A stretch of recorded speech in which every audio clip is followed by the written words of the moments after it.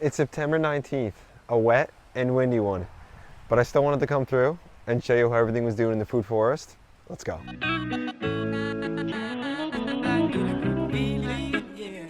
This is a nice place to be in the wind and the rain. Underneath these grapes, give me some shelter. Plus I got raspberries underneath me, so delicious. Snacking on those.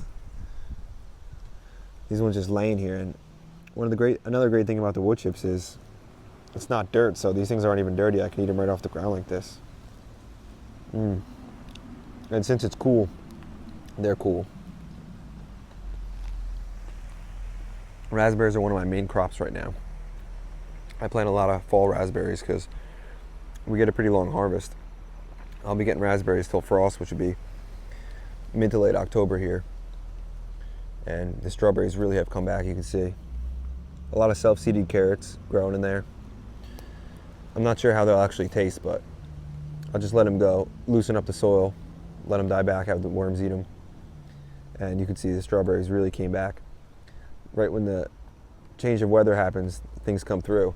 So I've got a lot of stuff here and so much diversity that change in weather, change of times, different things come through heavier. Now that the grapes are dying back, the strawberries, they'll get their light back, they'll come through. And everything has its time, everything has its season. These raspberries over here too are just so good. They'll go as well until, because they're a fall variety, they'll go till a nice frost. I love berries.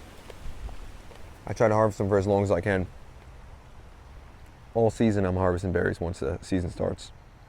And raspberries come early with the black cap raspberries. And then those yellows come pretty close around the middle, but I get the blackberries in the middle and then the fall raspberries. And I'm not sure which one's my favorite. I love every one. They're all different. A lot of asparagus coming through now. Again, as it's cooling off. Those are doing real well. And there's more asparagus here underneath the blackberry. Who would have thought? Growing very well, looking healthy. Gonna get a nice harvest from those next year. And the mint's really getting thick in here, but that's okay. Keep it underneath the trees because the asparagus is growing right through the mint. Got some strawberries growing in the mint, growing underneath a apple tree. Just look at that. Apple tree, comfrey, strawberries, California poppy, you can see right there, flower, asparagus, looks like another mint back there, apple tree, and then peach tree. Pretty crazy, but I can't say that the apple tree is doing great, but it never has done great. It's one of those 5 grafted ones. But none of our apples did really that well at all this year. The peaches had a good year though. Yeah, that thing's got a pretty big trunk on it now. And there's just some stuff growing underneath it. A peach tree that self-seeded, and tomatoes, and that mint that's flowering. The bees are really loving that right now. And this watermelon, surprising me, still going strong. Maybe we'll get to harvest that one, even though we planted it really late. And some of the tomatoes doing good. Looks like we've got some eggplant ready to harvest back here. Some of the pink tongue ones. I love these ones. Slice them up and saute them or something. So many things you can do with them. And the cucumbers, I know there's more cucumbers back here. Every time I come here, it's just amazing how many cucumbers are produced back here this year. That one's doing good. Looks like it definitely needs to be harvested, so I'll come back and grab it. But this currant back here got suffocated a little bit. It'll be okay. This currant did well. So I think one's a black and one's a white. Or one's a yellow and one's a white. This tomato's got some more ripe tomatoes. The orange, the Chef's Chief orange, and some of the New Ace peppers are just waiting to turn red. These ones over here. Tomatoes. I bet there's cucumbers in here. Oh my gosh. Oh. These ones just, I can't I don't see them until they get bigger because look how well it's hidden. If you come back here to look to harvest stuff, you go through here, but I had to come down here to see. Oh my gosh, I think it's a monster too. Look at the size of it. Another one over there too. And then there's 2 more above my head. And then we got a lot of, while we're over here, might as well stop and grab a snack. The Juliets. They just produce so many tomatoes. It's amazing. And then the sweet treats. These are one of my favorites this year. Oops.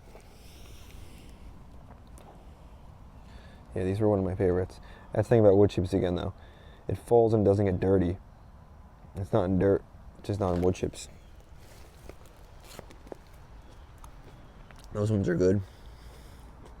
Not dirty. Oh man, more cucumbers. Right there, right there. So I gotta pick these. I mean, I could probably do another harvest video with all the stuff. I got some zucchinis over there. Look like they're ready to go. More cucumbers under there. This is just like it's fun back here. Coming back here and just like looking for cucumbers. It's like a treasure hunt. Yeah, zucchini is a couple there. 3 or 4 there. More tomatoes. Grab another snack. Let me see. More green beans. I can harvest so many green beans. There's the next round of cucumber.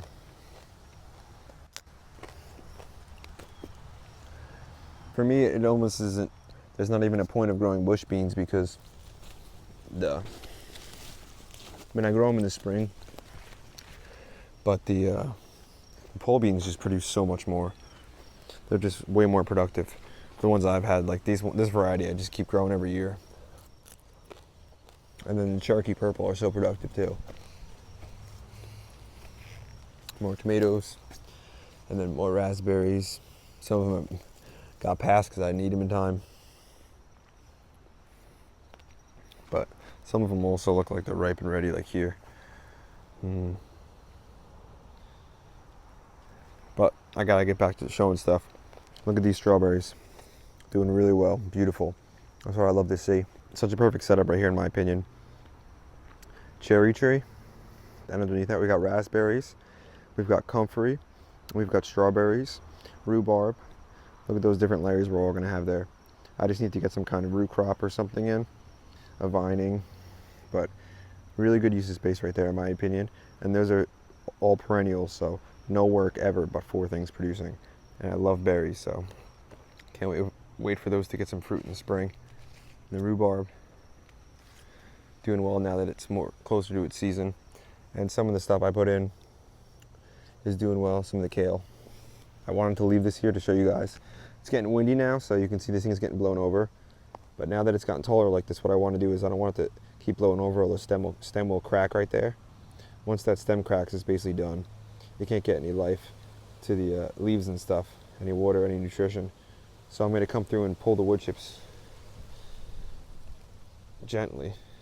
I want to get these leaves out of here. You don't want whole big leaves. This will mat out the ground, which you don't want. It won't let water through, which you do not want. You have to get water through. So important. So I'll bring, sorry for the way I'm doing it, but I'll bring the wood chips all around the base like that. Not too high, but this won't rot it or anything because there's so much air in the wood chips. So that'll be fine. That'll help it. And I'll do that to any of the other ones that need it. More raspberries, and I came through and put some annuals and stuff in. Transplanted more kale and stuff out in open spots like I do, just filling in anywhere. And a lot of this potted stuff, like I told you guys in the past, was all stuff people were supposed to come and pick up, and because they asked me to start it for them, and then they never did. So I just kept growing it. Oh man, looks like the wind knocked down one of my tomatoes, sweet treats, right onto my annuals too. But it happens. They'll be fine. So some of the lettuces and stuff, they look like they'll be fine. And this tomato in itself should be okay. Looks like the top cracked, but that's all right. I have so many more tomatoes. And plus, I'm almost sick of tomatoes by now. I've had so many tomatoes. And the kale over there is doing good. More peppers doing well. Next to me, got some soldaki ones that are just ripening slowly. That's how it happens with the beefsteaks at this time of year though. Some of the cherries are still good and ready to eat though. And some new additions over here. Got a Malabar spinach. This reminds me of 1 Yard Revolution. I know Patrick grows this. So I'm excited to have that one. It was given to me by a friend. And right here you can see weeds coming up. If you go back to my last video, you can see this is where the chickens were scratching.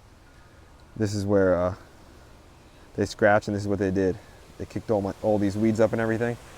So that's why I always have a thick mulch, and that's why I don't mix. One of the many reasons. And here we've got a red delicious apple. It's got some apples on it. The tree looks healthy. Didn't put a lot of fruit on next year, but I'm expecting some big things from it in the future. And the Bobcat tomatoes got some good looking fruit on it. Sorry if the wind was pretty bad there, but it's a wet and windy one today, so. Some sage in here growing, and ooh, look at that mushroom, beautiful. I'm so happy whenever I see any mushrooms. It's a nice, healthy, big, fat looking one there. So that makes me so happy for two reasons. I know that I've got good moisture content and I've got good organic matter. And that basically just means I'm building soil. And I'm building fertility. So wow, the bee's still out. Still working in the garden. Making me more raspberries. Let me snack on one while he's working. Thank you. Delicious.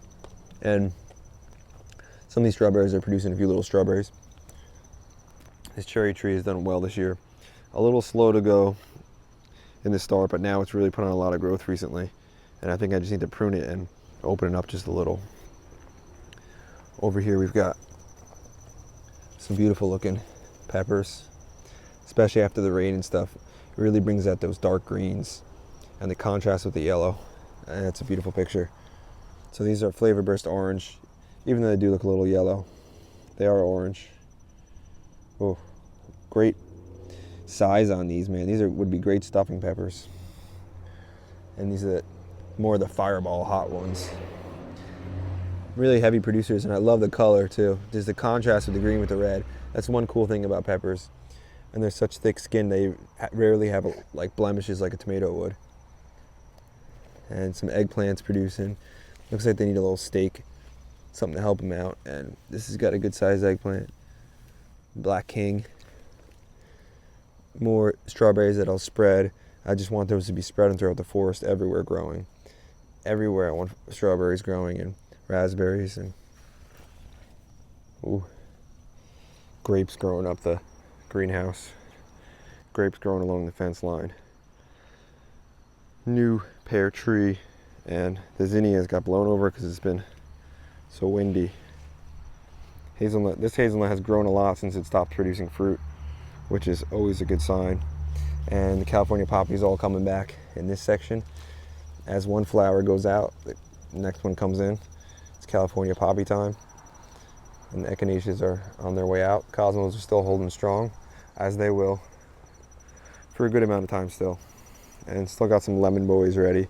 Tomatoes. There's like 4 different kinds of tomatoes just right in that little section. It looks like a mess, but everything's growing well all together.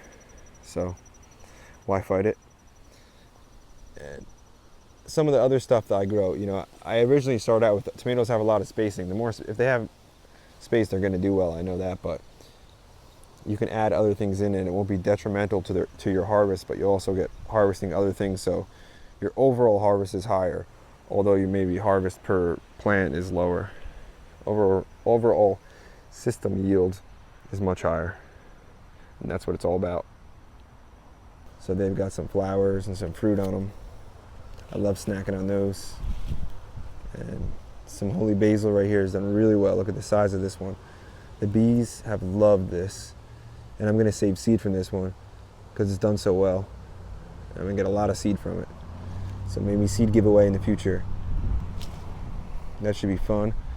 And over here we've got some peppers that are ripe and ready. Clary baby cheese. Man, those look good. And some New Ace peppers right there. Then we've got some more pink tongue long eggplants. So we've got a nice diverse amount of things in this small little section showing you guys. You don't need a lot of space to grow a diverse number of things to make some good meals. I'm not saying you're going to feed your whole family with that stuff, but this one needs to be harvested definitely. That one's a monster. But I do love growing the pink tongue long eggplants because they are productive. And some more tomatoes, a lot more cherry tomatoes and blueberries. More blueberries. I added some blueberries this year, so should be getting a good harvest next year. And this is where the spring raspberries are, but I got some work to do because they are just going crazy back here. I got to get on them. I'm letting it get too out of hand, and soon they're going to take over. So abundance is hard to keep up with sometimes. Thanks for watching, guys. If you enjoyed the video, if you like the dedication, me coming out here, getting it done in the rain, share it with your friends, hit the like button, hit the subscribe button. See you in the next one.